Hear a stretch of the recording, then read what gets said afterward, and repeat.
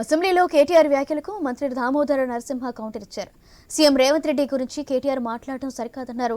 కాంగ్రెస్ పార్టీకి ఒక చరిత్ర ఉందని చెప్పారు. అధిష్టానం ఎవరిని అయితే సీఎంగా నిర్దేశిస్తుందో అందుకు అంతా సహకరిస్తామని దామోదర రాజనరసింహ తెలిపారు. చీమలు పెట్టిన పుట్టలో దూరిన పాము.